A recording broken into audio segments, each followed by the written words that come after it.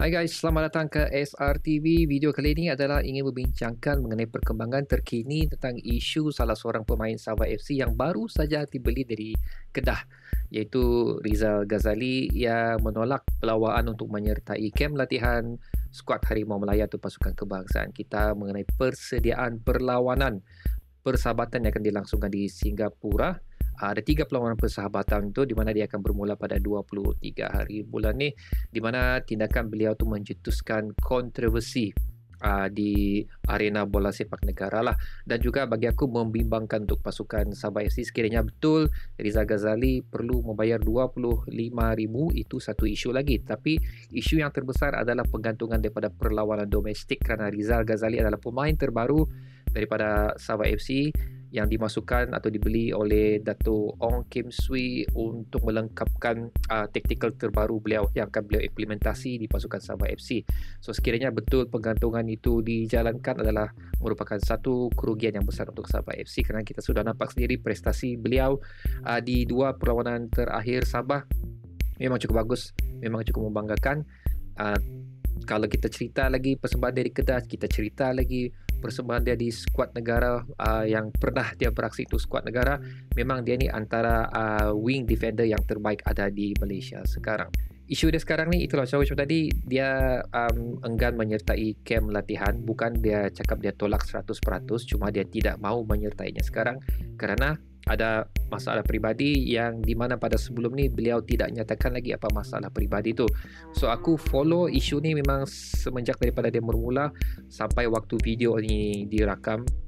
So tiap hari bila aku Google search, memang nama Rizal Ghazali ni akan naik, bermacam-macam statement yang dikeluarkan oleh social media lah. So kalau aku Rizal Ghazali, aku baca tu memang aku boleh cakap aku tension lah. Even aku sekarang ni pun yang aku ni lah, bukan aku Rizal Ghazali, yang aku sekarang yang aku baca, memang bagi aku satu tekanan lah. Macam seolah-olah social media memaksa beliau untuk mengeluarkan statement yang secepat yang mungkin. Cuma apa tindakan yang beliau lakukan dan juga Sabah FC lakukan, bagi aku Sabah FC of course dia memang tahu apa masalah Rizal Ghazali, tapi dia orang tidak mau mengeluarkan sebarang statement kerana orang yang layak untuk mengeluarkan statement itu adalah Rizal Ghazali sendiri. Dan bagi aku Rizal Ghazali pun dia tenanglah di sepanjang 1 minggu isu ni balik-balik dibangkitkan di social media. Tidak kurang lagi dengan komen-komen daripada penyokong-penyokong pasukan Malaysia yang meminati bola ni.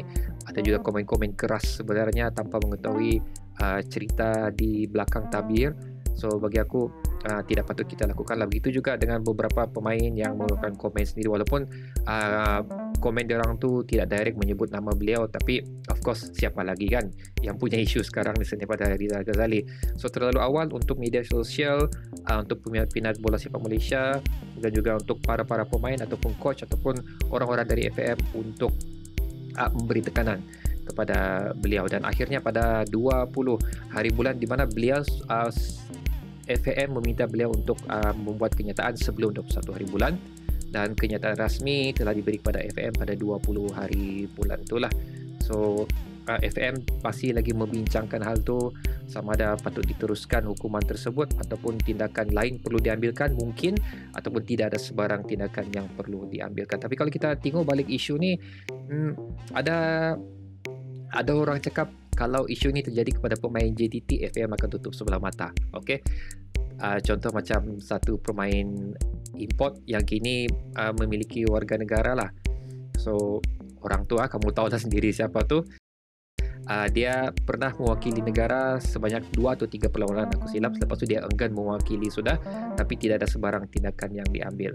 So bilang orang memang ada isu berat sebelah sikit di sini. Tapi itu aku tidak mau cerita panjang lah, pasal aku tidak dapat go deep untuk isu itu, kenapa dan apa sebab individu tersebut tidak dikenakan sebarang tindakan oleh FAM. So ada juga orang cakap tidak adil untuk Rizal Ghazali, sedangkan individu ni tidak dikenakan sebarang tindakan. Sekiranya isu ni berlalutan lagi dan player tersebut masih tidak diambil sebarang tindakan, besar kemungkinan benda ni akan terjadi lagi. So perlu ada satu, bagi akulah mungkin rasanya memang ada sudah peraturan tu sebenarnya untuk player yang enggan menyertai pasukan kebangsaan, tapi tindakan tu diambil jelas dan nyata tanpa ada pilih kasih.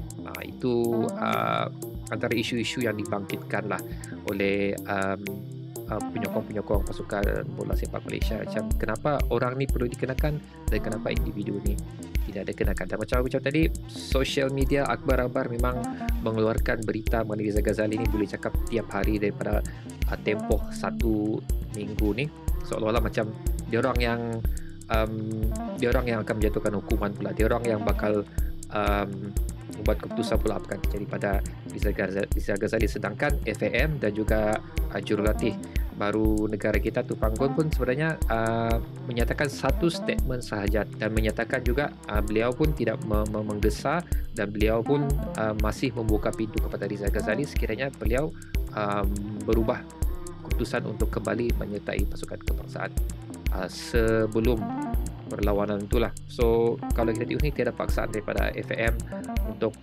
memaksa keluarkan Rizal Ghazali mengeluarkan statement dengan kadar yang cepat.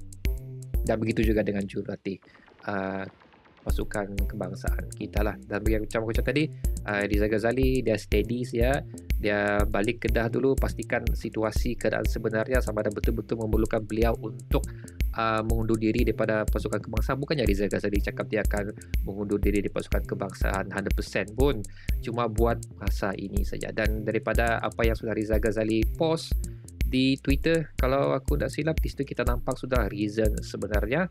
Dan macam aku cakap tadi, pada 20 hari bulan beliau telah mengantarkan secara rasmi statement beliau dan sekarang di dalam pertimbangan FAM, dan aku berharap FAM buat keputusan yang sebaiknya lah. Pasal satu, rugi untuk negara juga, pasal aku rasa high possibilities untuk Rizal Ghazali kembali untuk menyertai pasukan kebangsaan, dan yang paling besar sebenarnya bagi aku lah rugi untuk Sabah FC sebenarnya, pasal Sabah FC sekarang dalam pengalihan lagi tu, dan aku yakin proses itu sekarang dengan lancar. So apa pendapat kamu tentang isu ni guys, efek dia sekarang dan efek dia pada pemain yang sebelum yang tidak dikenakan apa-apa sebarang tindakan? Kamu boleh mencoretkan dia di ruang komen di bawah lah. Tapi akhir kata untuk aku, untuk berada Rizal Ghazali, so semoga urusan semua berjalan dengan lancar dan sihat walafiat lah, sembuh dengan cepat. So guys, hingga kita berjumpa lagi pada video yang akan datang. Assalamualaikum.